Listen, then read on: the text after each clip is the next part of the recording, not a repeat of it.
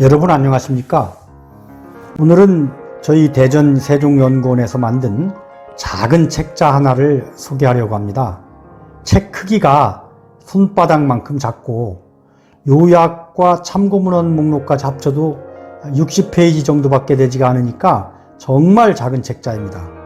아마 이 책의 주제와 관련된 그런 지식과 정보를 어느 정도 가지고 계신 분은 1시간 정도면 충분히 읽으실 수 있을 것 같습니다. 책 제목은 보시는 것처럼 코로나19 팬데믹 이후 사회 패러다임의 변화를 조망하는 전 지구적 담론입니다. 저희 연구위원들이 수십 권의 책과 논문을 읽고 국제정치 환경, 지방 분권, 일과 사회, 환경과 생태, 도시의 미래 등 주제별로 세계적 석학들의 주장을 읽기 쉽게 흐름에 맞춰 담았습니다. 여러분들의 생각을 좀 정리하는 데 도움이 되었으면 합니다. 한번 쭉 들어보시고요. 괜찮으시면 구독, 좋아요 부탁드리겠습니다. 운전을 하시거나 또는 잠자리에서 음성 녹음된 내용을 들으시면서 세상을 생각해 보실 수 있도록 제가 이 책자의 처음부터 끝까지를 전부 낭독을 하겠습니다. 먼저 이 책자를 발간하게 된 취지에 대해서 말씀드리겠습니다. 전 세계적인 코로나19 팬데믹을 겪은 지도 1년이 지났습니다. 이제 백신이 나왔으니 몇 개월만 참으면 잃었던 과거의 일상을 회복할 수 있을 것 같습니다. 무엇보다 경제사회적으로 겪고 있는 극심한 고통이 완화되고 상황도 호전될 것이라는 희망이 우리를 버티게 합니다.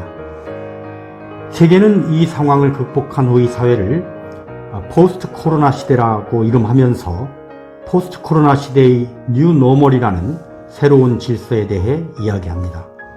이쯤에서 코로나19 팬데믹을 극복한다는 것의 의미에 대해 생각해 봅니다. 백신과 치료제가 효험을 발휘하여 코로나19 바이러스가 더 이상 인류의 건강에 위협이 되지 않고 어느 정도 과거의 생활 양식이 가능해지면 팬데믹은 극복되는 것일까요? 코로나19 팬데믹은 인류에게 숙고와 사색의 기회를 주었습니다. 앞만 보고 달리느라 놓쳤던 인류에 대한 경고음이 질주를 멈추고 나니 조금씩 들립니다.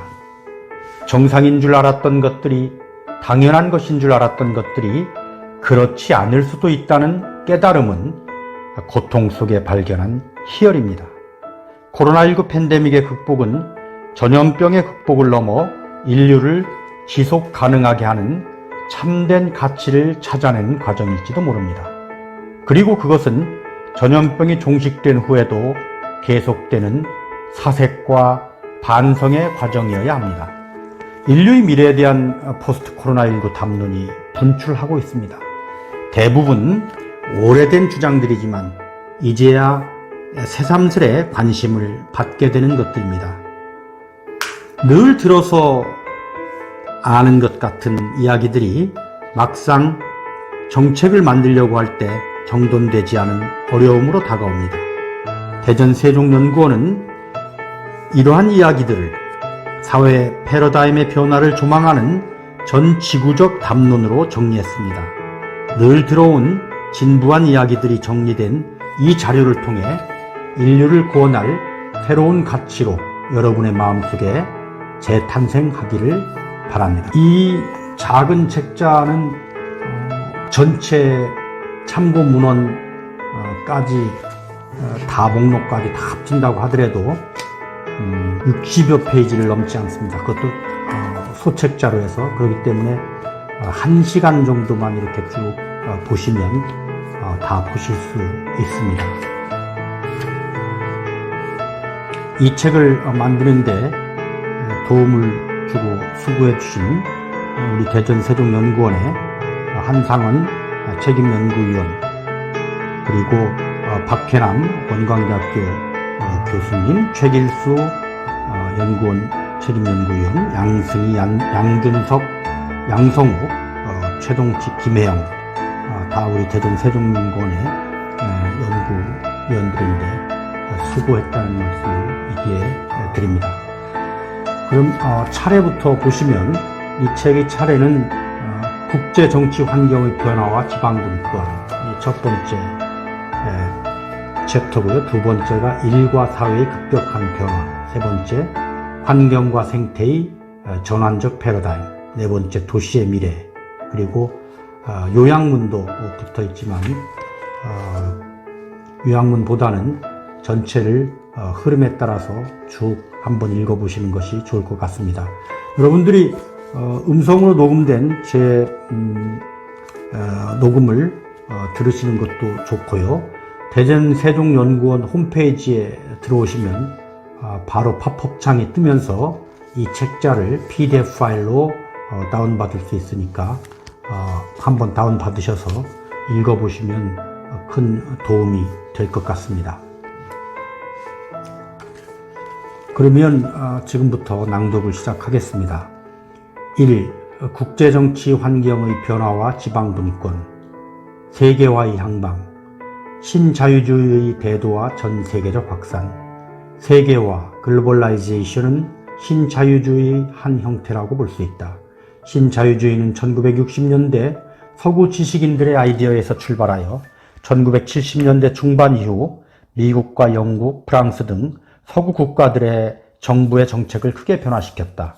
신자유주의는 1970년대 이전 수십 년간 서구 국가 경제 정책의 근간이 되었던 케인즈주의 및 복지국가를 반대한다. 그 결과 세금을 줄이고 기업의 자유로운 활동을 보장하며 복지 관련 총액을 축소하고 노동 관련 규제를 완화하여 해고를 쉽게 하며 다양한 비정규 및 시간제 고용 형태를 창출하고 공기업을 민영화하는 등 경제와 복지에 관한 국가의 개입을 줄이고 기업 영역의 활성화를 추구하는 정책이다.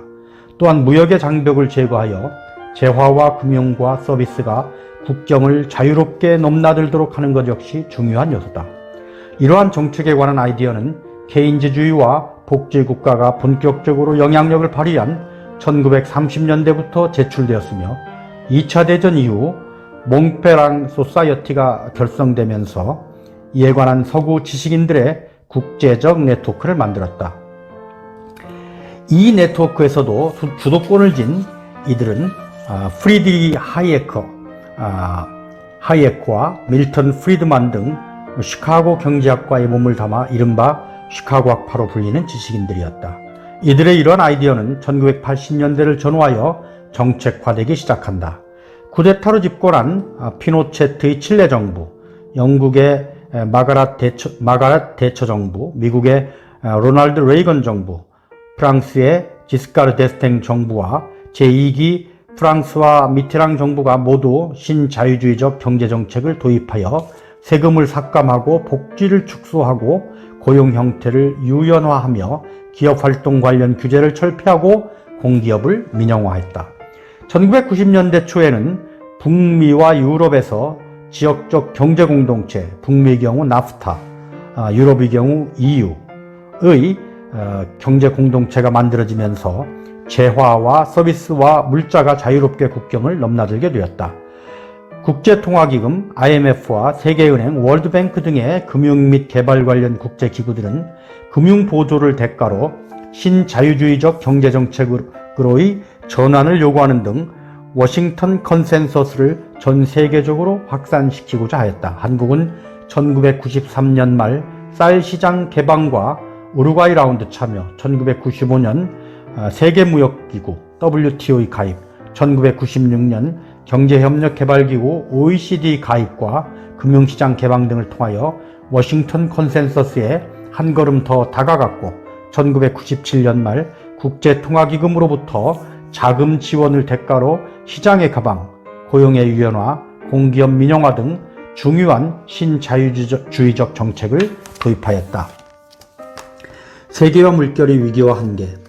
이러한 신자유주의적 경제정책은 2008년 이후 변화를 맞게 된다. 리먼 브라더스 사태로 시작된 전 세계적인 경제 위기는 서구 국가들의 정책에 일정한 변화를 일으켰다. 전문가들은 이러한 현상을 두고 국가의 기유한 Return of the State라고 불렀다. 리먼 브라더스 사태 당시 금융 및 보험 산업의 구조조정 대신 산업 유지를 위하여 보조금을 지급하는 국가들이 등장하였다. 이후 해외로 나간 제조업을 다시 본국으로 불러들이고자 하는 리쇼링을 추진하는 국가들이 등장하였고, 국경을 넘어 시장을 통합하기 위한 움직임은 눈에 띄게 둔화되었다. 또한 복지국가로의 재전환이나 사회적 경제 영역의 활성화 등 신자유주의와 세계화의 대안을 모색하는 지식인들이 등장하였고, 대중 사이에서는 내셔널리즘이 중요한 이데올로기로 다시 한번 부상하게 되었다. 요컨대 2008년 이후 세계화를 반대하는 움직임이 강화되고 세계화를 향한 움직임이 둔화되었는데, 이를 영국의 이코노미스트지는 슬로벌라이제이션이라고 명명한 바 있다. 2020년 코로나 바이러스 팬데믹은 2008년 이후의 느린 세계화 슬로벌라이제이션이라는 국제 정치 경제 레짐을 이어받아 세계화 레짐을 폐기할 것인가? 보스턴 컨설팅 그룹의 연구진은 세계화 낙관론을 주장한다. 이들은 2000년대 초반에 사스를 포함 1968년 홍콩 독감, 1958년 아시아 독감, 1918년 스페인 독감 등 전 세계적 팬데믹이 경제 불황으로 이어진 적은 없다는 사실을 지적한다. JP 모간의 연구진은 코로나 이후 글로벌 경제가 장기 침체인 L자 형태나 오랜 침체기를 겪는 U자 형태가 아닌 빠르게 원상으로 복귀하는 V자형 경제 회복을 달성하리라 예측한다. 이들의 논리에 따르면 팬데믹은 경제적으로 큰 영향을 주지 않을 것이므로 세계화도 별다른 변화가 일어나지는 않을 것이다. 프린스턴대 및 경희대 석좌교수 존 아이켄베리는 팬데믹이 오히려 방역과 치료 등 다양한 분야에서 국제적인 협력의 중요성을 상기시킴으로써 포스트 코로나 국면에서는 다양한 방면에서의 세계화의 진전이 일어날 것이라고 예측한다. 그러나 더 많은 학자들은 코로나 바이러스 팬데믹이 2008년 이후의 느린 세계화 현상을 지속시키거나 세계화를 위기에 빠뜨릴 것이라 예측한다. 미국의 재무장관을 지낸 헨리 폴스는 코로나 바이러스 팬데믹은 1920년대 말 세계 경제 대공황 이후 최악의 경제 침체를 불러일으킬 것으로 예측하면서 베이징과 미국 사이의 경제적 민족주의와 기술 민족주의가 가속화되고 세계화는 위기를 맞을 것으로 예측하였다. 세계 경제 포럼, 월드 이코노믹 포럼은 중세 말 흑사병 이후의 사회 변화가 보여주는 보편주의 몰락과 외국인 혐오증의 증가를 통해 코로나 바이러스 팬데믹이 세계화를 약화시킬 것이라 예측하였다. 다트머스 대학의 경제학자 더글러스 어윈은 2008년 이후의 글로벌라이제이션의 흐름을 더욱 뚜렷하게 만들 것으로 예측한다. 코로나 바이러스 팬데믹 이후 각국 정부가 시행하고 있는 의료물품의 수출입 금지 조치 등에서 볼 수 있듯 글로벌 공급망에서 이탈하는 상품들이 많아지고 보호무역이 다시 부활할 수 있다는 것이 그의 주장이다. 한국의 경제학자 홍기빈 역시 지난 수십 년 동안의 세계를 지탱해왔던 세계화와 금융화가 종언을 구했다고 본다. 세계화에서 지역화로. 또 어떤 학자들은 코로나 바이러스 팬데믹이 세계화를 중단시키고 국민국가로 회귀하도록 만드는 것이 아니라 전 세계를 단일 시장으로 보고 생산과 소비가 수행되는 대신 몇 개의 단위의 글로벌 경제가 분할되는 지역화, 리저널라이제이션 현상을 부상시킬 것으로 예측한다. 노벨 경제학상 수상자 스티글리츠는 코로나 바이러스 팬데믹이 세계화의 결과 형성된 글로벌 공급망의 취약성을 보여준다고 진단한다. 그리고 대안으로 완전히 개별 국가들의 경제민족주의로 회귀하는 것이 아닌 세계화와 국민국가 사이의 균형을 강조한다. 맥킨지는 중국이 세계의 공장 역할을 점차로 줄이고 있으며 서방 국가들은 멕시코나 터키 등 자신들의 권역 내 국가들을 활용하여 저가 상품을 생산하는 경향을 보이고 있음을 지적한다. 이에 따라 2013년 이후 지역 내 무역량이 글로벌 무역량보다 증가하는 경향을 보여왔다. 또한 나프타를 대신한 새로운 자유무역 협정인 USMCA, 한국, 중국, 일본, 호주, 뉴질랜드, 인도와 아세안 10개국, 브루나이, 캄보디아, 인도네시아, 라오스, 말레이시아, 미얀마, 필리핀, 싱가포르, 태국, 베트남이 참여한 자유무역 협정인 영내 포괄적 경제 동반자 협정 RCEP, RCEP이 2020년 11월 15일 체결되었다. 옥스퍼드 비즈니스 그룹 등 여러 전문가 그룹은 이러한 지역주의 리저널리즘의 부상을 기초로 글로벌 공급망을 대신하여 지역적 공급망의 역할이 중요해지고 세계화를 대신하여 지역화가 가속화될 것이라 예측한다. 글로벌 리더십의 약화, 미중 패권전쟁, 제2차 세계대전 이후 미국은 서방세계를 대표하는 패권국가로서 UN 등의 국제기구를 만들어 국제사회의 경찰 노릇을 자처하였으며 IMF와 IBRD 등 국제적 금융기구들을 통하여 국제적 자본질서도 규정하는 역할을 하였다. 팍스 아메리카나는 미국이 주도하는 2차 세계대전 이후의 국제질서를 표현하는 개념이다. 이에 맞서던 소련과 동구권 국가들이 1990년을 전후하여 몰락함으로써 1990년대 이후 미국은 국제지정학에서 독점적 지위를 누리며 글로벌 리더로 기능해왔다. 그런데 최근 들어 중국이 글로벌 리더로 부상하고 있으며 이에 대하여 미국이 격한 반응을 보이면서 미국이 누려오던 독점적 지위의 변화가 찾아왔다. 개혁개방 이후 중국은 세계의 공장으로 불리며 저가의 원료와 상품을 전 세계에 공급하는 역할을 했다. 그리고 그 주요 소비처는 미국이었다. 하버드 대학의 경제사학자 닐 퍼거슨은 2008년 시점에서 차이메리카라는 표현을 활용하여 미국과 중국 사이의 결합관계에 기초한 경제활동이 전 세계 경제에서 차지하는 중요성을 설명한 바 있다. 미국과 중국은 1990년대부터 2010년 무렵까지 매우 중요한 상호 보완적 파트너십을 유지했다. 하지만 2010년대 이후 양국 관계는 경쟁으로 변화해갔다. 2008년 경제위기 이후에도 중국의 경제성장이 지속되면서 근미래에 경제적으로 미국을 초월할 수 있다는 전망이 가시화되면서 둘 사이에는 글로벌 리더십 또는 글로벌 패권을 둘러싼 보이지 않는 경쟁이 시작된 것이다. 중국은 2010년대 들어 메이드 인 차이나 2025를 통해 산업 구조를 고도화하여 첨단 기술 산업 영역에서 세계 최고 수준에 이르기 위한 계획을 입안하였으며 1대1로 이니셔티브와 아시아 인프라 투자은행을 통하여 글로벌 경제 질서를 자신들의 손으로 구축하여 글로벌 리더 역할을 수행하기 위한 행동에 나섰다. 이에 오바마 행정부는 아시아로의 축이동, 피벗 투 아시아 전략을 통해 중국을 비롯한 국가들과의 협력을 강화하며 중국의 글로벌 영향력 확산에 대한 견제를 시작했고, 트럼프 행정부는 무역전쟁을 통해 중국의 글로벌 지위 향상을 노골적으로 견제하기 시작했다. 혼돈의 글로벌 리더십. 그렇다면 2020년 코로나 바이러스 팬데믹은 미국과 중국 사이에 형성되어 있는 경쟁 구도에 어떠한 변화를 일으킬 것인가? 중국의 경우 코로나 바이러스의 초기 확산 지역이었으나 봉쇄 정책으로 대대적 확산을 막으면서 경제적인 피해를 최소화했다. 중국 정부는 주변 국가에 대한 의료물품 지원이나 자금 지원 등을 통해 글로벌 리더를 향해 한 걸음 더 다가갈 수 있는 기회로 코로나 바이러스를 활용하고자 했다. 실제로 몇몇 전문가들은 코로나 바이러스가 중국이 글로벌 리더로 부상하는 계기가 될 것으로 예측하기도 한다. 하지만 이러한 노력에도 불구하고 중국은 국제사회로부터 리더십을 인정받지 못하고 있다. 호주의 싱크탱크인 로위 연구소는 중국의 디지털 권위주의가 코로나 바이러스의 대처에서도 그대로 드러난다며 비판했고, 서구의 중국 전문가 및 국제정치 전문가 100명은 코로나 바이러스 대처에서 보여주고 있는 중국 공산당의 공포정치는 중국 시민과 세계를 위태롭게 한다면서 2020년 4월 17일 비판 성명을 발표하였다. 또한 서구 언론들은 코로나 바이러스가 중국의 체르노빌 순간이라 보면서 체제를 위태롭게 할 수 있음을 경고하기도 하였다. 그렇다고 해서 코로나 바이러스 팬데믹이 미국의 글로벌 리더십을 공고히 한 것도 아니다.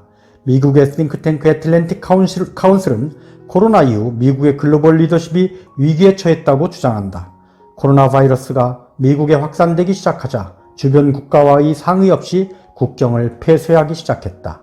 2008년의 전 세계적인 경제 위기를 관리하는 도구로 활용되었던 G7이나 G20 정상회의는 제대로 작동하지 않았고 국가들은 자신들의 역량에 따라 코로나 바이러스에 대응하였다. 또한 미국은 자국의 경기 부양책 외에 국제 원조에 관한 대응책을 따로 마련하지 않았으며 코로나 백신 관련 특허와 노하우의 공개를 거부함으로써 국제사회, 특히 제3세계로부터 비난을 받았다. 그리고 WHO를 탈퇴함으로써 국제사회에서의 리더 역할을 하지 않을 것임을 분명히 했다. 그 결과 많은 전문가들은 코로나 바이러스를 계기로 미국이 글로벌 리더십의 위치를 공고히 했던 지난 수십 년간의 지정학적 구도의 변화가 찾아올 것으로 예측하고 있다. 미국의 질서, 포스트 아메리카 오더 혹은 글로벌 리더십의 공백을 표현하는 G0로 표현되는 새로운 질서를 예상하고 있는 것이다.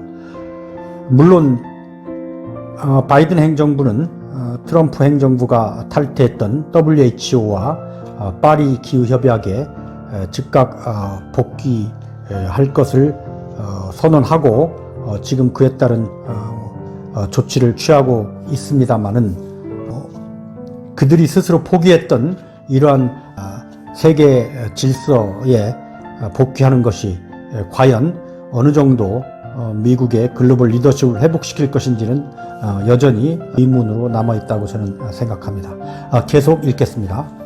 스웨덴의 전 외무장관 칼 빌트는 2020년 4월 1일 자신의 트위터에 다음과 같이 표현한다. 코로나 바이러스는 미국 이후의 세계 포스트 아메리칸 월드의 첫 번째 위기다. 유엔 안보리는 어디론가 사라져버렸고 G20는 사우디 왕세자의 손에 있으며 백악관은 아메리카 퍼스트만 외치고 있다. 모두가 고립되어 있으며 바이러스만 세계화되었다. 코로나 바이러스 팬데믹과 관련하여 국제적인 지도력을 발휘해야 할 세계보건기구 WHO 역시 다수의 국가들이 WHO의 지침을 어기고 국경 폐쇄를 단행한 사례에서 볼 수 있듯이 강한 리더십을 발휘하지 못하는 상태다. 이는 미국의 싱크탱크인 유라시아 그룹의 이안 브레머가 말한 G0 시대의 적나라한 사례로서 어떠한 국가나 기구도 지정학적 차원에서 글로벌 리더십을 지니고 있지 못함을 보여준다. 자치와 분권의 역할 증대, 코로나19의 발생과 정부 간 역할 분담. 코로나19 발생 이후 한국 정부의 대응 방식은 체계적인 방역 시스템을 가동하여 신속하고 투명한 조치를 펼친 중앙정부, 그리고 감염병 발생 현장에서 단체장의 리더십을 중심으로 시민들의 적극적인 협조를 이끌어내고 현장 상황에 신축적으로 대응하는 지방정부의 적절한 역할 분담이 이루어져 세계적 모범이 되는 K-방역의 모델을 만들 수 있었다.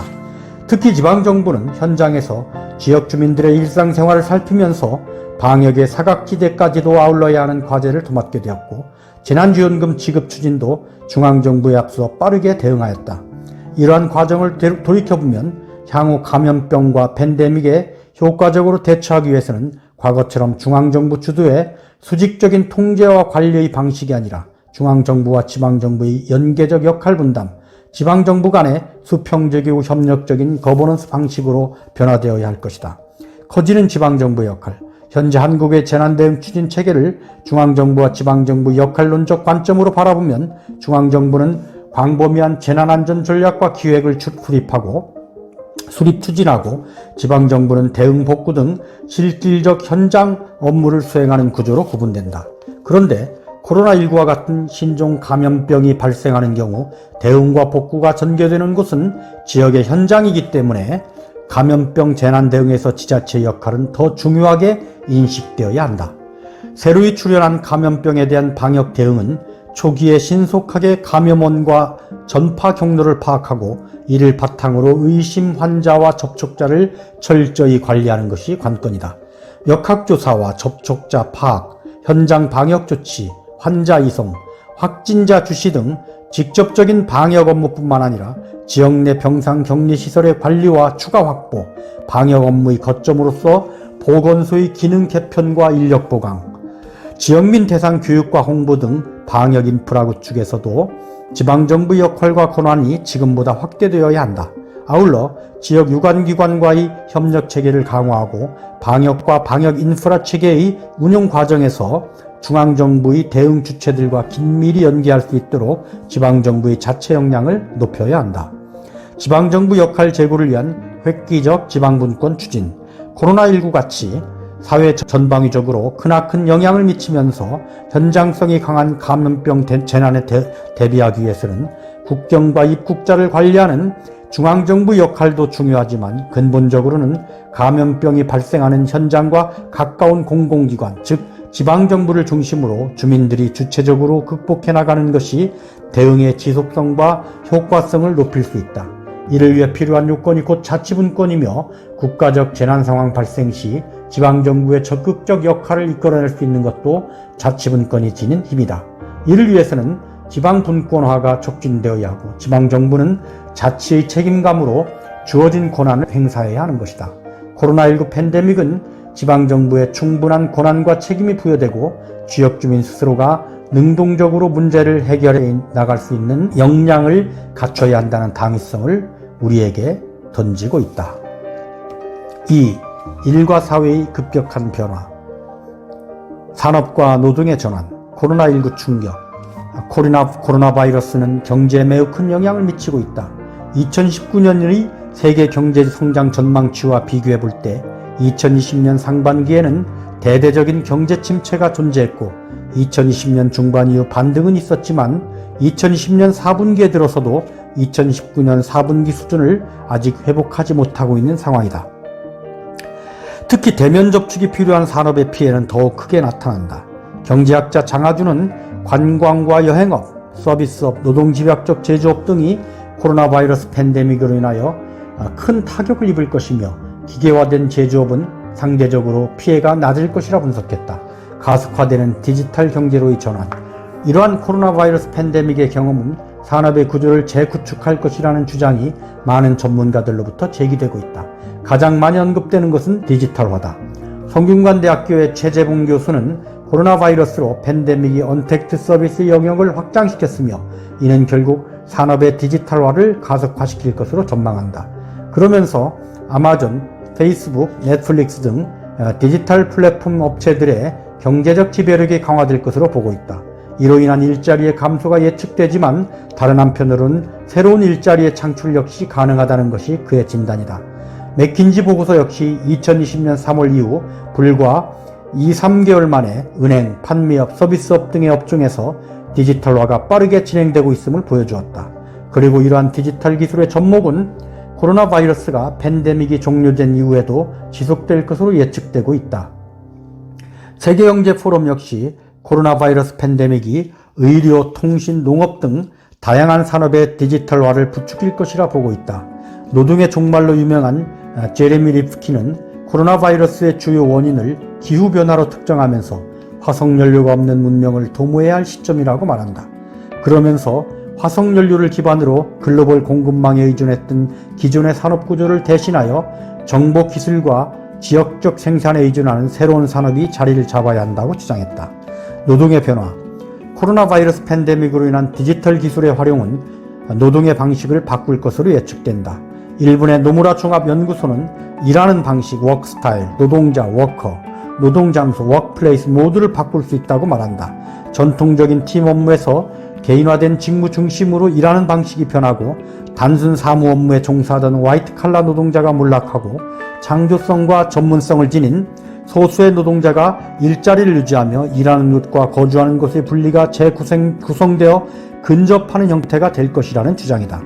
산업의 디지털 기술 적용과 더불어 진행되고 있는 자동화, 오토메이션은 단기적으로는 일자리를 줄이고 있는 것으로 나타나고 있다. 미국은 코로나 바이러스 팬데믹이 가장 극심하던 때 약 4천만 개 일자리가 사라졌으며 이 중 상당수는 다시 복구될 수 없을 것이라는 예측이 존재한다. 노동의 시대는 끝났다의 저자 다니엘 서스킨드는 로봇의 도입으로 5년 안에 최소 2천만 개 일자리가 사라질 것으로 예측하고 있다. 하지만 산업의 디지털화와 노동의 자동화가 지식경제 영역의 핵심 노동력만을 남겨두고 다른 일자리들을 불안하게 한다는데 모두가 동의하는 것은 아니다. 몇몇 전문가들은 오히려 코로나 바이러스 팬데믹이 필수 노동자들의 역할을 재발견하게 해주었다고 말한다. 미래학자인 제이슨 쉔커는 코로나 바이러스 이후 노동은 필수 노동과 지식 노동, 그 외 노동으로 크게 나뉠 것으로 본다. 그는 필수 노동을 의료, 공공서비스, 제조업, 농업, 유통 등 사회가 굴러가는 데 필요한 영역을 일컫는다. 그는 의료 서비스업 종사자를 포함하여 필수 노동자들 중 다수는 일자리가 줄지 않고 오히려 많아질 것으로 예측한다. 장하준은 그러한 가운데 필수 노동자, essential 워커에 대한 재발견과 더불어 경제의 재구축이 이루어져야 할 과제를 제시한다.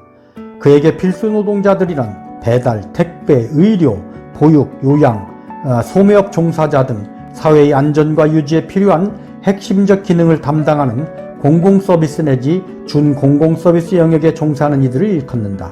복지, 안전, 건강, 공공성을 축으로 한 경제의 재구성을 주장하는 것이다. 불평등과 혐오, 워킹푸어의 등장과 불평등의 심화.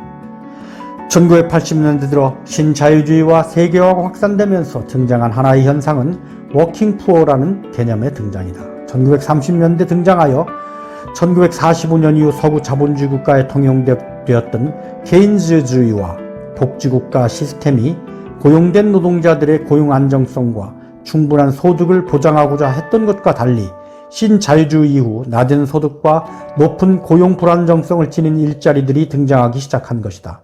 또한 세계화의 진전 속에서 생산의 제3세계 이전은 서구 중산층의 몰락을 부채질했다. 그 결과 이래도 가난을 벗어나지 못하는 워킹푸어가 대거 등장하였다. 신자유주의와 세계화의 진전은 서구의 국내 차원 및 글로벌 차원 모두에서 불평등을 심화시켰다. 서구의 국내 차원에서는 중산층이 감소하고 워킹푸어라 불리는 이들이 늘어나면서 중산층 사회가 종언을 구했다. 글로벌 차원에서는 서구에 있던 생산시설이 이전한 아시아 국가들의 임금이 올랐지만 2018년에 세계 불평등 보고서 World Inequality Report는 전 세계 상위 1%의 소득 증가에 비하면 아시아의 소득 증가는 상대적으로 미미한 수준에 그친 것으로 보고하고 있다.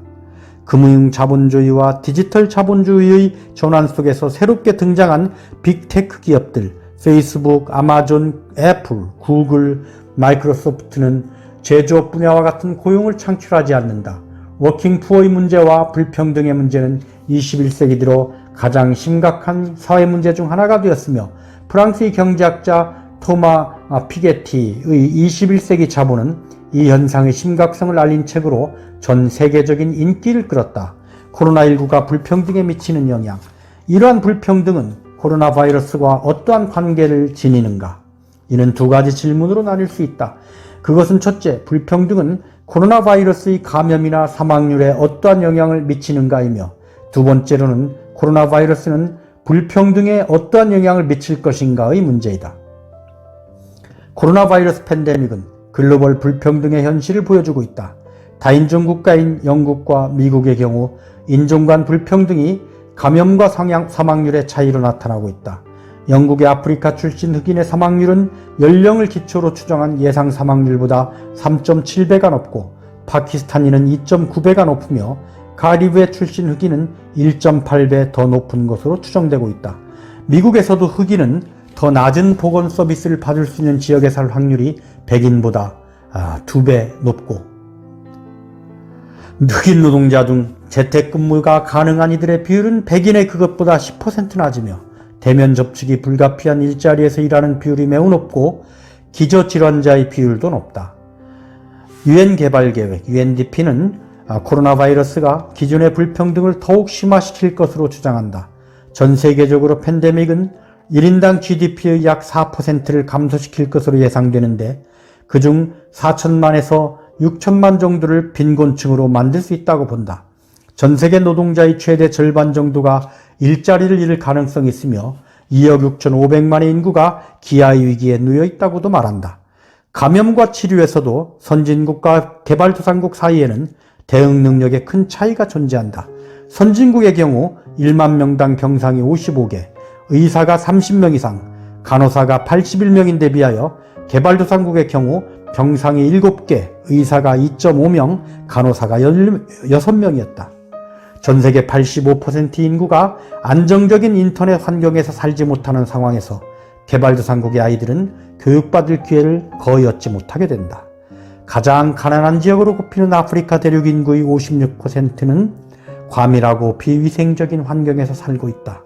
71%에 가까운 이들이 비공식 노동에 의존하고 있으므로 코로나는 이 지역에 매우 부정적인 영향을 미칠 것으로 예상된다. 또한 남성의 일자리보다 여성의 일자리는 더욱 불안하고 봉쇄와 거리두기로 인해 가사와 양육의 부담이 증가하며 가정폭력에 노출될 위험도 더 커진 상태다. 영국의 지식인 케이트 피겟은 불평등이 현대사회의 매우 심각한 기저질환이라고 말한다. 이는 인간의 사고와 경험, 주변 사람들과 관계 맺음의 방식도 바꾸기 때문이다. 따라서 불평등은 코로나 바이러스 팬데믹과 관련된 사람들의 감정에도 영향을 미친다는 것이 그의 의견이다. 코로나19가 불러온 혐오. 코로나 바이러스 팬데믹은 단순한 불평등을 넘어 혐오와 인종주의로도 이어졌다. 팬데믹의 시작이 중국이었다는 이유로 미국 내 아시아인들에 대한 인종주의적 폭력과 증오 범죄가 증가했음이 보고되고 있다. 3월 중순까지 한 시민단체에 접수된 사례만 해도 미국 46개 주에서 1,800건에 이르렀다. 영국에서는 아시아 출신 의사나 간호사로부터의 치료를 거부하는 현상이 보고되고 있다. 중국에서는 흑인 이민 노동자들의 차별의 대상이 되어 거주지에서의 강제 퇴거, 임의 격리, 대량 코로나 바이러스 검사의 대상이 되었다. 2020년 5월 8일 유엔 사무총장 안토니오 구테레스는 팬데믹이 계속해서 증오와 외국인 혐오의 쓰나미를 일으키면서 희생자를 만들고 불안을 확산시키고 있다라는 발언을 한 바 있다. 혐오는 전 세계적으로 보고되는 현상이었던 것이다. 2020년 2월 크루즈선 다이아몬드 프린스호는 일본 요코하마 입항이 거부되어 바다에 고립된 상태에서 감염자의 확산을 경험해야 했다. 웨스테르담호는 하선을 계속해서 거부당하며 아시아 이곳저곳을 떠돌았다. MSC 메라빌리아호는 승무원이 독감 증세를 보이자 하선을 거부당하고 카리브해를 떠돌아다녔다. 한국의 사회학자 최종렬은 코로나 바이러스 팬데믹 이후 중국인 입국 금지, 신천지 교인, 대구 시민, 노인, 성소수자 등 코로나 바이러스 확산에 책임이 있다고 보이는 이들에 대한 혐오 발언이 반복되어 왔다는 사실을 지적한다. 연대와 공감. 코로나 위기 극복을 위한 연대의 중요성. 코로나 바이러스 팬데믹으로 인한 불평등과 혐오의 확산에 어떻게 대처해야 하는가? 많은 지식인들은 저마다의 해법을 내놓고 있다. 그 중에서도 가장 빈번하게 쓰이는 것은 연대였다. 이제 세상이 필요로 하는 것은 연대입니다. 연대가 있어야 코비드-19을 물리치고 더 나은 세상을 만들 수 있습니다. 라는 안토니오 구테레스 유엔 사무총장의 발언이 대표작이다. 이스라엘의 지식인 유발 하라리는 2010년 3월 30일자 파이낸셜 타임스 기고문에서 코로나 바이러스 팬데믹 앞에서 세계는 민족주의적 고립과 세계적 연대 사이의 기로에 섰다고 말한다. 이는 2020년 2월부터 코로나 바이러스가 특정 국가들을 중심으로 확산되기 시작하자 많은 국가가 코로나 바이러스 확산들로부터의 항로를 차단하고 국경을 폐쇄하는 조치를 한 것에 대한 반응이었다. 그는 전염병과 경제위기는 모두 글로벌 차원의 문제로 글로벌 협력을 통해서만 효과적으로 해결할 수 있다고 주장한다. 그의 글로벌 연대로는 각국 정부가 정보를 공유하고 의료 장비가 더 공정하게 배포될 수 있도록 노력하며 상황이 나은 국가는 그렇지 않은 국가들을 돕고 의료진을 서로 파견하며 경제 회복을 위한 글로벌 협력을 구성하고 출입국에 대한 새로운 합의를 만드는 것을 포괄한다. 이타주의와 공감. 프랑스의 지식인 자크 아탈리는 이타주의와 공감, 엠퍼시를 대안적 사고를 위한 핵심 개념으로 내세운다. 그가 보기에 코로나 바이러스 팬데믹은 서구 사회가 시장 경제와 민주주의 기초로 상정해왔던 권리를 지닌 개인들이라는 기본 가정의 토대를 의문에 붙이고 있다. 그렇다고 권위주의적인 방식으로 위로부터의 자원을 재분배하고 행동을 통제하는 체제는 코로나 바이러스 이후의 대안적 질서를 창출할 수 없다고 본다. 이러한 사상적 위기 대안으로서 그가 내세운 것은 이타주의와 공감이다. 건강, 음식, 교육, 환경 등과 관련하여 다른 존재들과의 사이에서 갖게 되는 공감이 문제를 해결하고 새로운 질서를 만드는 핵심 원리가 될 수 있다는 것이다. 기본권 보장을 위한 사회안전망 강화. 미국의 철학자 마사 누스바움은 역량의 개발을 통한 기본권 보장을 불평등 및 혐오의 대안으로 내세운다. 평균 수명, 건강 보호, 자유로운 이동, 자존심을 지키며 타인과 교제 등을 가능케 할 조건을 모두에게 보장해야 한다는 것이다. 이에 대한 실천 방안으로 장하준은 공통의 안전망을 확보하는 것을 대안으로 내세운다. 이를 위해서는 복지제도의 재편과 교육제도의 공평성 확보 등을 기반으로 삼아 괜찮은 삶을 영위하는 데 필요한 자원들, 육아, 교육, 의료, 돌봄, 주거를 사회가 공동으로 구매하여 공정하게 분배할 필요가 있다는 것이 그의 생각이다. 지구적 거버넌스. 옥스포드의 철학자인 닉 보스트롬은 새로운 거버넌스를 요청한다.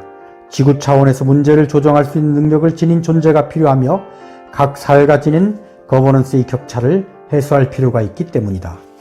환경과 생태의 전환적 패러다임, 기후변화와 코로나 바이러스, 21세기 최고의 당면 과제인 기후변화. 1972년 로마 클럽의 보고서 성장의 한계를 포함 기후변화가 생태의 위기와 인류의 위기로 이어질 수 있다는 경고가 출현한 이후 기후변화는 인류가 공동으로 감당해야 할 가장 중요한 문제 중 하나가 되었다. 1922년 브라질의 리우데자네이루에서 열린 얼서밋은 지구정상회의 환경과 개발에 관한 리우 선언을 포함 기후 변화를 막기 위한 행동 계획을 포함하였다. 이는 1997년의 교토의 정서, 2015년 파리 협정으로 이어지며 온실가스 발행을 줄여 기후변화의 속도를 늦추고자 하는 국제적인 협력으로 이어져 왔다. 하지만 이 과정에서 선진국과 개발도상국 사이의 이견이 노출되었고 최대 온실가스 배출국인 미국은 교토의 정서와 파리 협정 모두 참가하지 않고 있다. 이에 따라 기후변화 문제는 2010년대 이후 매우 중요한 문제로 여겨지고 있다. 다행히 바이든 행정부는 트럼프 행정부가 탈퇴한 파리 협정에 복귀를 하였습니다. 지구 시스템에 근본적 영향을 끼치는 인류세. 1995년 노벨 화학상 수상자인 폴 크루체는 2000년에 현생의 인류가 사는 지질시대를 신생대 제4기 홀로세가 아닌 신생대 제5기 인류세 엔스로포슨으로 부를 것을 제안하였다. 이는 인류를 뜻하는 엔스로포스와 시대를 뜻하는 신의 합성어로 인류가 자연을 변형시킴으로 인하여 만들어진 지질시대를 뜻한다. 인간이 만들어낸 질소, 플라스틱, 탄소 등은 북극의 지형을 바꾸고 해수면을 상승시키며 새로운 지층을 형성하고 이에 따라 생태계가 변화하고 있음을 근거로 한다. 이 개념은 2008년 런던 지질학회가 이를 고려할 수 있다는 입장을 밝히자 2009년부터 인류세 워킹 그룹을 만들고 인류에 대한 지질 변화를 뒷받침할 수 있는 결정적 증거를 수집하는 한편 인류세의 시작 시점을 언제로 볼 것인가에 관한 논의를 지속하고 있다. 그 결과 홀로세와 다른 인류세가 분명 존재한다는 의견과 2020년 5월 핵실험 이후인 1950년 무렵을 인류세의 시작점으로 볼 수 있다는 의견이 제출되었다. 이런 활동 가운데 인류세는 2010년대 들어 자연과학뿐만 아니라 학계 전반에 알려진 개념이 되었다.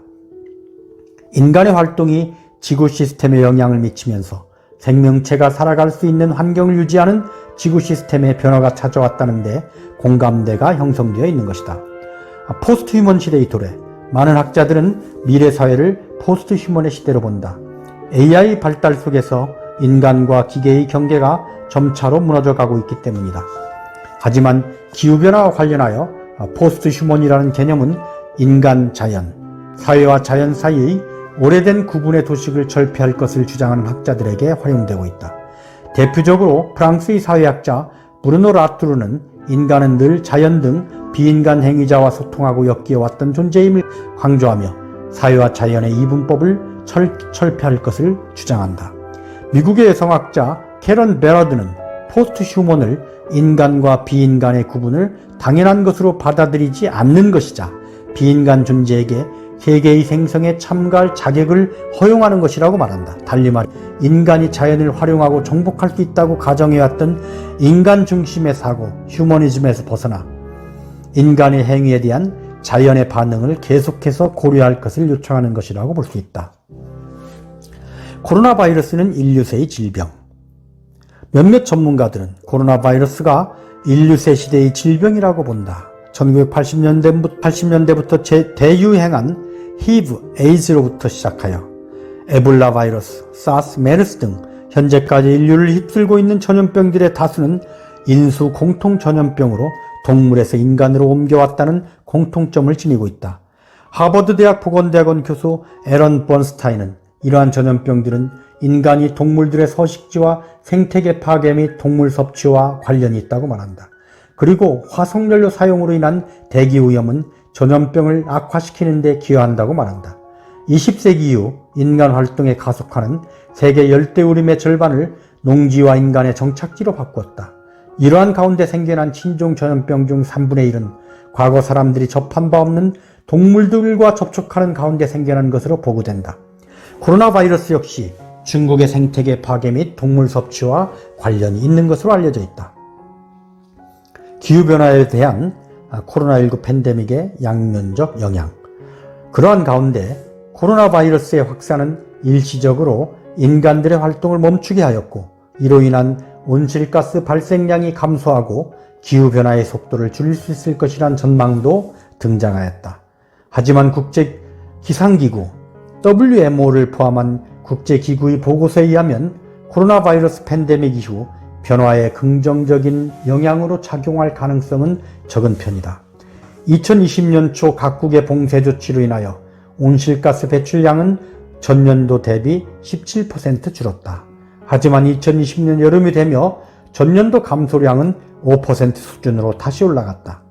이는 온실가스 농도와 온난화라는 흐름을 뒤집기에는 한참 모자란 것으로 여겨지고 있다. 콜롬비아 대학 지구연구소는 코로나 바이러스 팬데믹이 기후위기에 대한 각국 정부들의 경각심을 일깨워 이에 대한 대책을 세우도록 하고, 자전거 타기와 걷기의 비중을 늘리며 해외여행을 줄이고 단순한 라이프 스타일을 확산시키는 등에 있어서는 기후변화의 긍정적인 요소로 작용한다고 본다. 하지만 기후협정 실천의 중지, 환경보전을 위한 국제회의 중지, 아마존 삼림 벌채의 재개, 각국 기후정책의 약화, 재생에너지 사용 저하, 환경 관련 연구의 중단, 장갑과 마스크 등 플라스틱 폐기물과 자동차 사용의 증가 등 기후에 부정적인 영향을 미치는 측면 역시 상당하다고 주장한다. 생태적 전환. 코로나 팬데믹은 현재의 시스템을 전환하는 계기. 이에 따라 국내외의 전문가들은 코로나 바이러스 팬데믹을 생태학적 전환의 계기로 삼아야 한다고 얘기한다. 프랑스의 사회학자 브리노 라뚜르는 코로나 바이러스 팬데믹을 하나의 기회로 여긴다. 매우 과감한 조치를 통해 기후변화를 중단시킬 수 있는 계기로 코로나 바이러스를 활용해야 한다는 것이다. 그리고 사람들에게 현재 자신의 활동에 대한 반성적 모멘텀을 만들기 위하여 그는 어떤 활동을 스스로 중단할 수 있는지에 대한 설문조사를 12개국 언어로 실시하고 있다.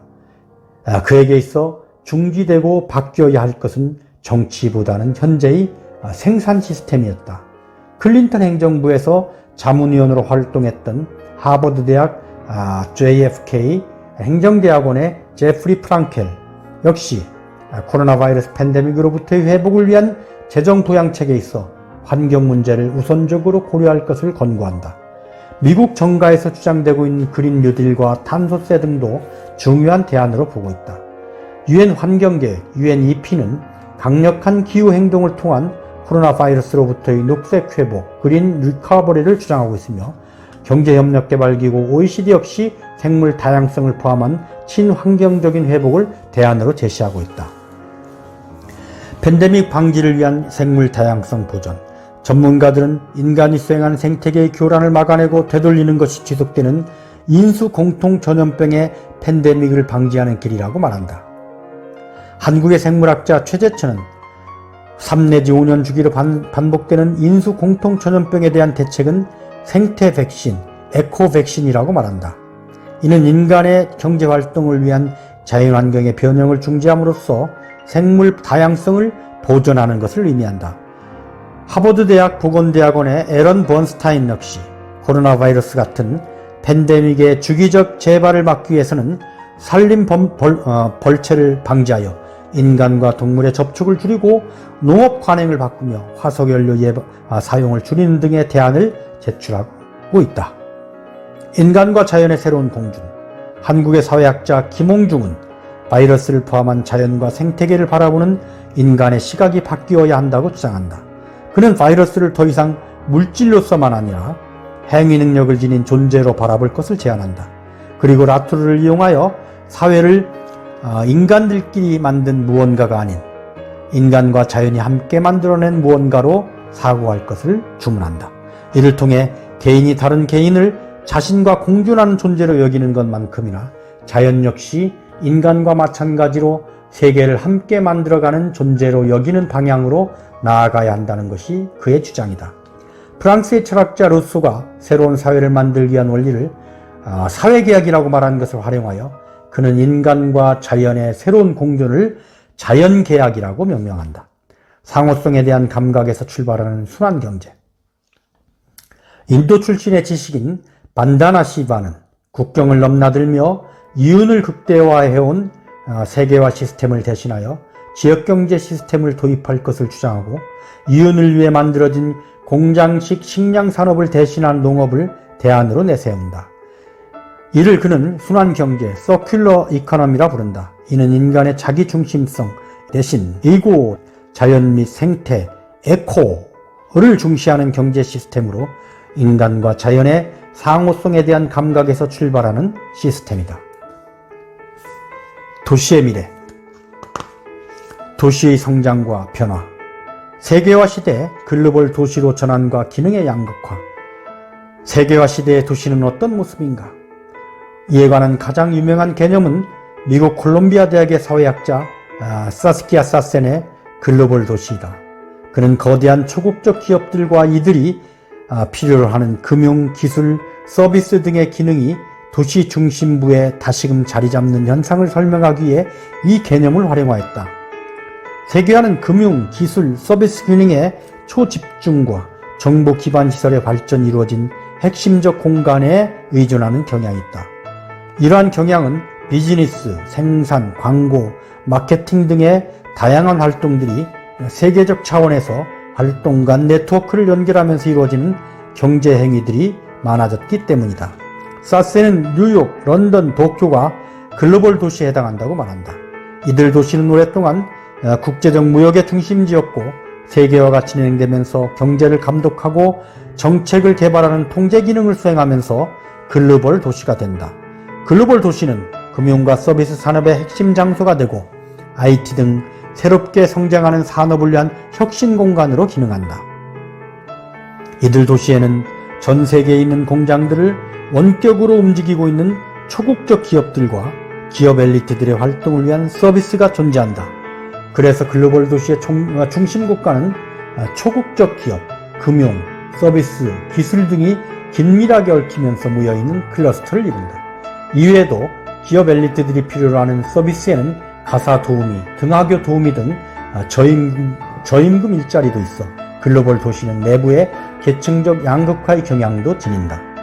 코로나 바이러스 팬데믹이 글로벌 도시에 미치는 영향. 코로나 바이러스 팬데믹으로 인해 예상되는 세계화 변화는 글로벌 도시에 어떠한 영향을 미칠 것인가? 이에 대해 영국 런던 센터의 잭 브라운은 낙관론을 펼친다.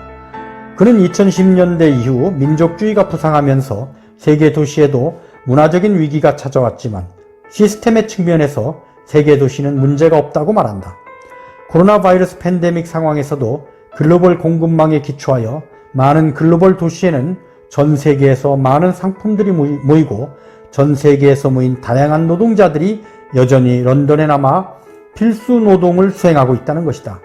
런던의 경우 전염병, 화재, 폭력, 탈산업화 등 지속적인 재난을 경험하면서도 글로벌 도시의 지위를 유지해왔기 때문에 코로나 바이러스가 글로벌 도시에 큰 변화를 주지 않을 것으로 내다본다. 세계경제포럼, 월드 이코노믹 포럼 역시 코로나 바이러스 팬데믹 이후 글로벌 도시는 오히려 더 성장할 수 있다고 본다. 여전히 사람들은 사무 공간을 필요로 하기 때문이다. 사무 공간은 단순한 일터가 아니라 엔터테인먼트, 교육, 학습, 개발, 창의성, 협업 등 다양한 요소들이 얽혀있는 공간이라는 것이다. 또한 증가하는 재택근무에 맞춰 작업 공간을 지닌 주거 공간이 증가할 것이고 안정적인 인터넷 환경이 중요해질 것이다. 이는 사무 공간과 주거 및 레저 공간을 재구성하겠지만 세계 도시의 매력은 유지할 것이라는 전망에 입각한 주장이다. 글로벌 도시의 변화, 근린과 소규모 지역 공동체의 중요성. 사스키아 사세는 글로벌 도시에 일정한 변화가 찾아올 것으로 예측하고 있다. 세계화가 보여준 한계와 기후변화는 도시생활의 변화를 예고한다는 것이다. 기후변화는 대도시 그 자체의 유지를 어렵게 할 수 있다. 대규모 통근의 문제, 식량의 공급 문제 등 다양한 문제가 생겨날 수도 있다. 오히려 근린과 소규모 지역 공동체의 중요성이 재발견되는 계기가 코로나 바이러스라고 그는 설명한다. 캐나다 요크 대학의 로저 케일은 코로나 바이러스 팬데믹의 전염이 글로벌 도시 주변부에서 일어나고 있다고 말한다. 코로나 바이러스는 우한의 외곽에 있는 시장에서 확산되기 시작하였으며 밀라노나 미넨 같은 대도시 주변부에 있는 공장에서 일하는 이주 노동자들을 통해 국경을 넘나들며 전파되는 모습을 보였다. 뉴욕 대학의 빅터 로드윈과 럿거스 대학의 마이클 구스마노 역시 글로벌 도시들은 해당 국가의 평균 사망률보다 높은 사망률을 보인다고 말한다. 높은 인구 밀도와 빈번한 이동과 접촉, 그리고 도시 내 양극화 경향으로 인한 빈곤층의 존재가 글로벌 도시들로 하여금 코로나 바이러스에 취약하게 만들었다는 것이다. 지속가능한 도시, 지속가능한 도시로의 전환. 코로나 바이러스 팬데믹과 더불어 도시, 특히 대도시의 취약성이 드러나면서 많은 전문가들은 대응책과 대안을 제시하기 시작하였다. 그중 가장 두드러지는 것은 지속가능한 도시, 서스테이너블 시티로의 전환이다. 현재 전 세계적으로 인구의 약 55%가 도시에 살고 있으며 향후 2050년경에는 약 70%의 인구가 도시에 살 것으로 예측된다. 하지만 코로나 바이러스 팬데믹의 95%가 도시에서 발견되고 있어 대도시는 코로나 바이러스 팬데믹에 취약한 것으로 드러났다. 또한 불평등 문제와도 매우 긴밀하게 결부된 것이기도 해서 기후변화뿐만 아니라 전염병 대처와 불평등 측면에서도 도시는 다방면에서 지속 가능성에 대한 시험대에 올라 있다고 볼 수 있다. 이와 관련하여 아마티아 센은 코로나 바이러스 팬데믹으로 인한 사회적 거리두기와 봉쇄가 현재의 더 나은 미래를 위한 영감을 불러일으킬 것으로 낙관하기도 하였다. 특히 코로나 바이러스 팬데믹이 기존 도시계획에 UN 지속가능 발전 목표 SDG 2030를 적용할 필요성을 상승시켰다고 보고 있다.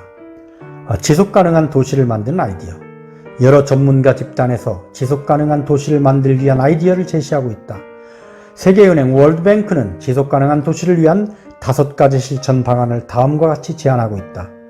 사회적 거리두기를 고려한 공공시설 디자인과 시설 분포 재구성으로 자전거 통행자와 보행자 수 늘리기, 용적률을 적절히 조정하여 1인당 확보할 수 있는 면적을 조정하기, 빈민가 및 비공식 경제부문 종사자 거주지역의 생활환경 개선하기, 철거나 강제 이주의 위험이 없도록 관련 대상자를 위한 토지 제공하기, 온실가스 배출량 줄이기.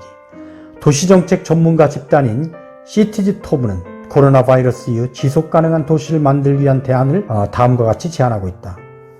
단일 위험 요인 분석이 아닌 다중위험 평가 분석을 위한 데이터 플랫폼과 의사소통 시스템 구축, 보행, 자전거, 대중교통 유지의 교통체계 구축, UN 지속가능 발전 목표 2030, UN 지속가능 발전 목표 2030을 활용한 거시 목표 설정, 온실가스 배출 감축과 대기오염 저감을 목표로 한 인프라 구축, 탈세계와 자급자족 순환경제 육성, 지속가능 발전 세계기업협의회 WBCSD는 앞으로의 도시가 다음의 요소들을 매우 중요시하게 될 것으로 예측하였다.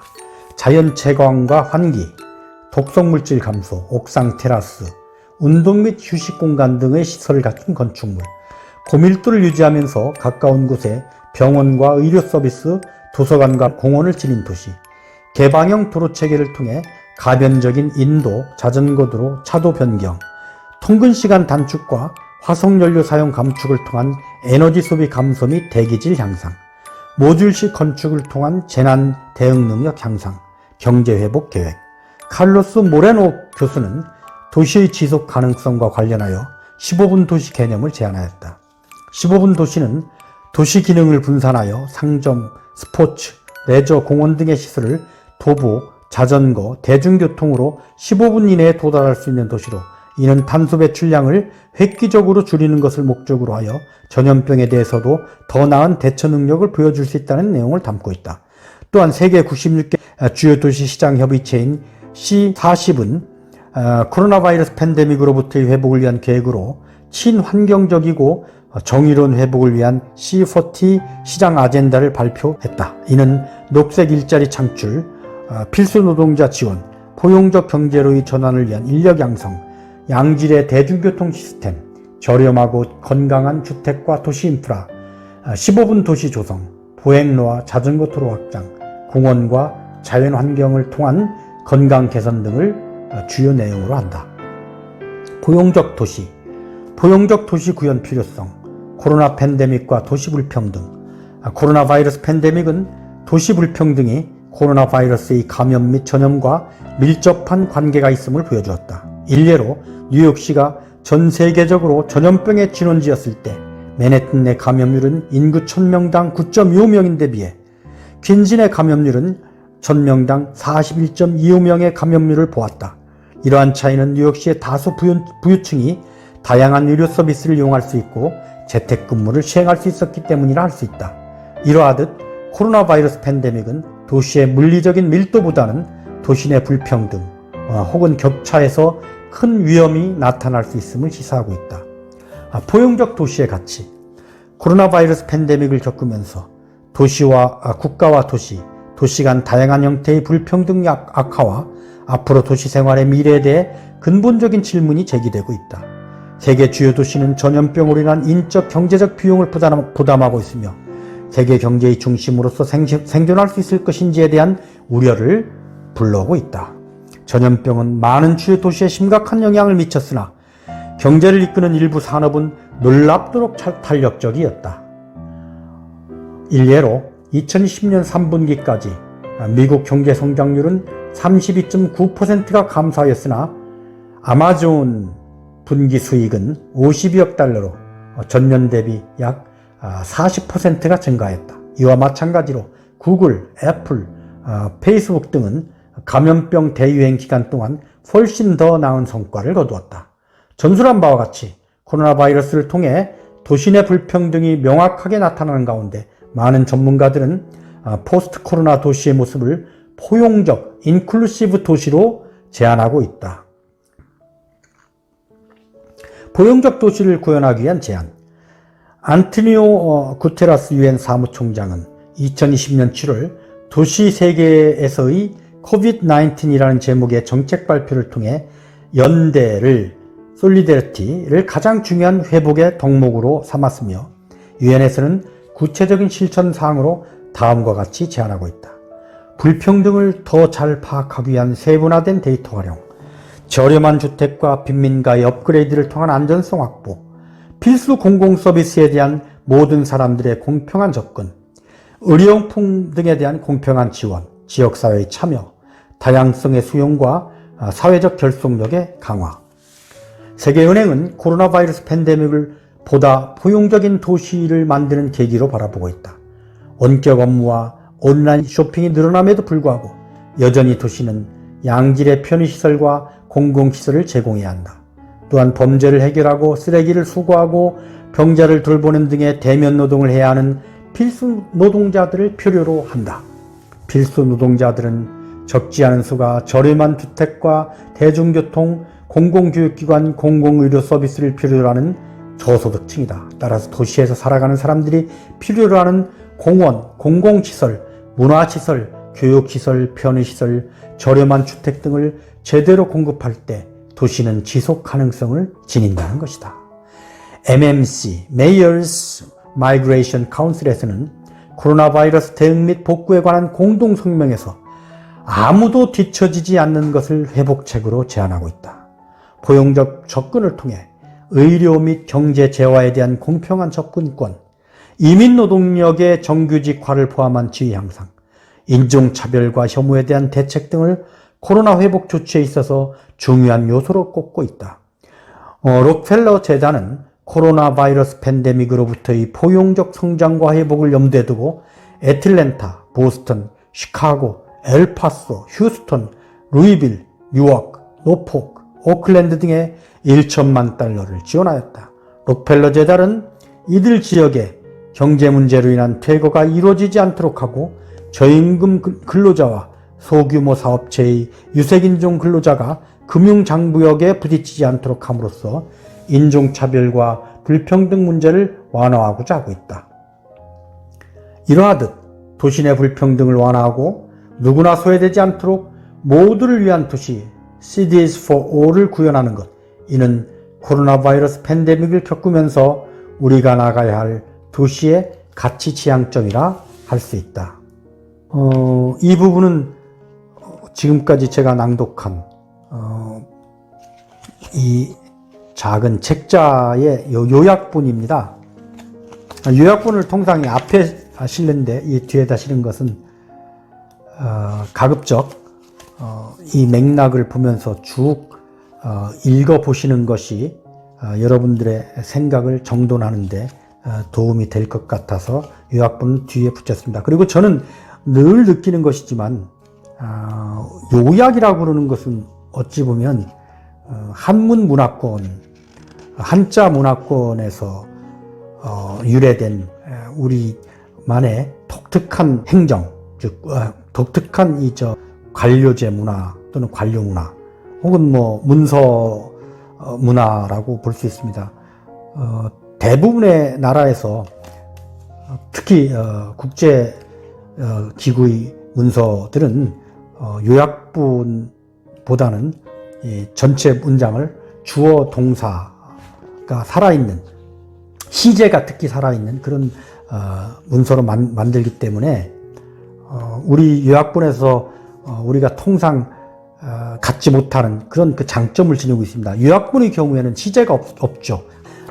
중국어가 한자가 시제가 없듯이, 그래서 우리가 종종 요약된 보고서를 읽어보면 도대체 이 정책이, 이 시책이 했다는 것인지 앞으로 하겠다는 것인지 지금 하고 있다는 것인지 명확하지가 않습니다.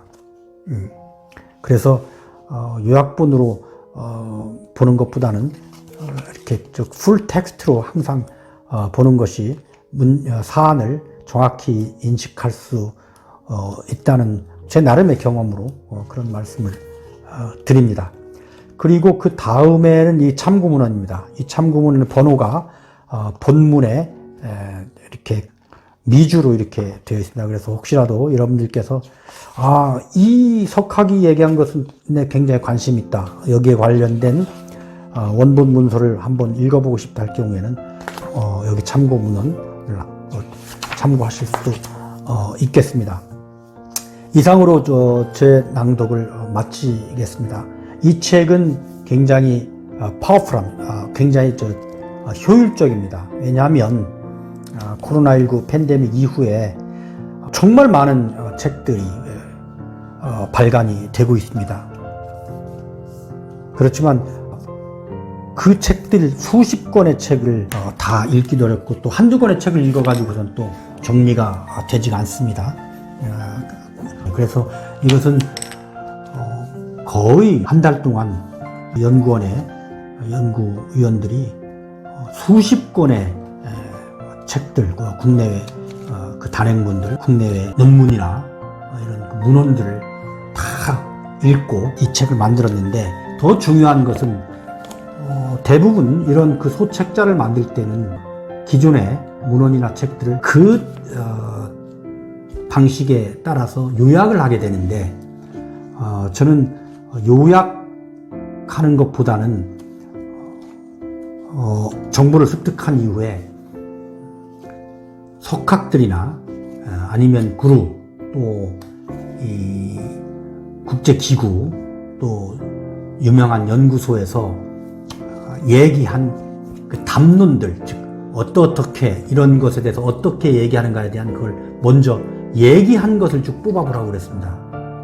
그렇게 하니까 쭉 이야기가 나왔죠. 그 이야기들을 어떤 그 동일한 주제와 아니면 그 시대적 그 사건의 그 전개의 흐름에 맞추어서 정리를 한번 해보자고 했는데, 그렇게 하다 보니까 정말 단순히 책들을 요약하는 것을 넘어서 이야기책처럼 재밌게 됐습니다. 여러분 들어보셔서 알지만 어떤 그 사건의 흐름이나 시대의 흐름에 따라서 쭉 풀려나가지 않습니까?